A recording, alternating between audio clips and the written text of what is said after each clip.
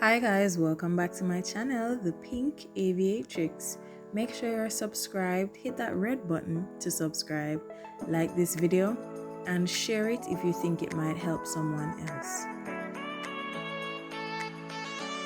So in today's video, I'm going to be giving tips on how to recover from an incident or an accident. And if you watch my last video where I spoke about my own incident, you'll see that I talk about a few things that happened and how I basically navigated the situation. So in aviation, you may not necessarily have a specific incident or accident, but it's always good to be able to watch, read, and learn from other incidents that have happened, so that in the event that something like that presents itself when you are flying, you know how to better handle yourself. On the approach side of 10 right, there was a huge thunderstorm cell, one I couldn't see through. So the first thing you want to do is take a break. A part of your downtime should be for relaxation as well. Take a break from studying. When you're going through your flight training, you automatically want to push and get to the next phase, right? But after you have an incident or an accident, it's very important to take some time to collect yourself and ensure that you're fit to fly. And one of the things on the I'm safe checklist that pilots use is emotion. Like, your emotional health has to be intact, and usually it's not going to be intact if you just had a really bad landing or you hurt yourself or anything like that. Alright, so the next tip in order to regain confidence to fly again after an incident is really to fly again. As simple as it might sound, it's better to go up again with an instructor, provided that you're physically and mentally okay, is fly again.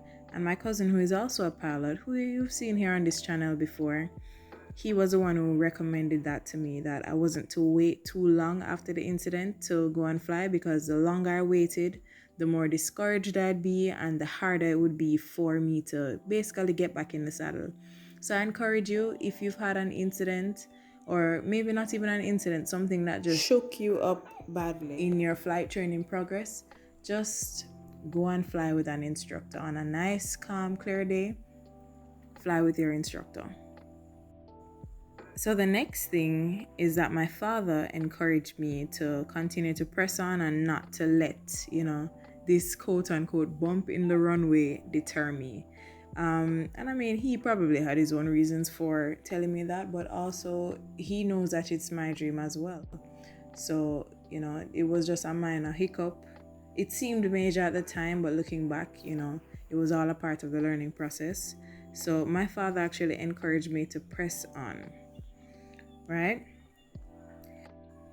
So the next thing that you want to do is do what you're comfortable with. So I mentioned going to fly with your instructor, but I also was clear with him. I said, listen, nothing scary, no stalls, no emergency procedures, nothing that would kind of put me on edge, especially in those first couple of flights after you've had an incident or something that shook you up seriously.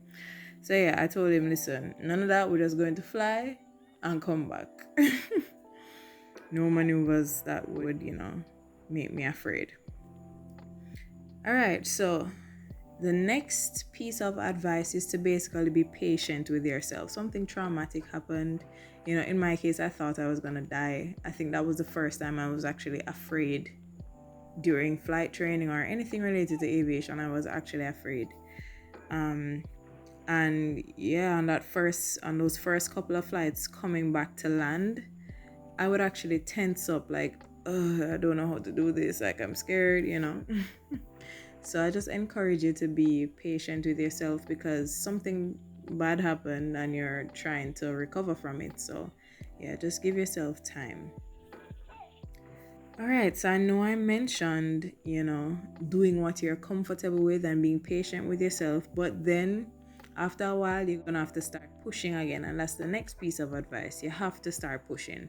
And whether you are going to push yourself or your instructor pushes you or both, yeah, you have to kind of up the ante and like up the challenge when it comes to your flight training. So what my instructor did for me after that is put me to fly at 11 a.m. every single day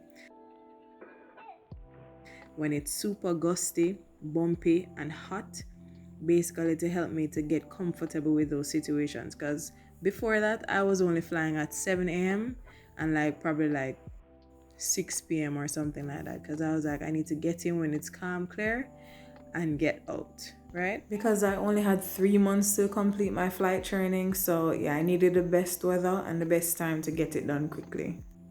But the thing is, anybody can fly in smooth weather, right? So yeah, he set me to fly at 11 o'clock every day, and my flight training was in Florida in the summer. So you guys know it's hot and bumpy and gusty and everything at that time of day. So I basically was forced to get comfortable with that type of flight condition or scenario. So yeah, those are my tips. I hope they help you. Just to recap, don't wait too long. Press on, do what you're comfortable with, be patient with yourself, and then start pushing again in order to recover and regain your confidence after you've had an incident or an accident. Because the thing is, depending on where you are in your training, you already know how to fly. Like all of your training up until that point counted for something.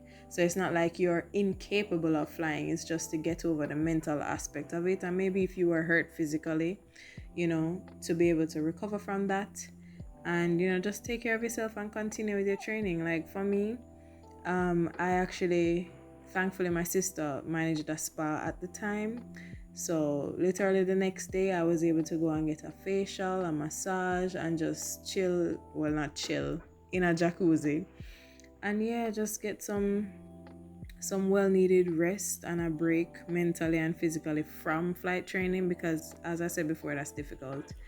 So yeah, and I basically just focused on ground stuff. I didn't fly for 2 days after it happened. But yeah, you can get back there. I mean, it's just all about your will to do it. And as I had said in the video where I spoke about the incident, at no point did I not want to fly. I just knew I needed to just get over this hump or this hurdle, as my father had said, and just get back on it and finish my private pilot's license, which is exactly what I did. All right, guys, I hope this helps, and yeah, stay tuned for more tips on the Pink Aviatrix. Subscribe.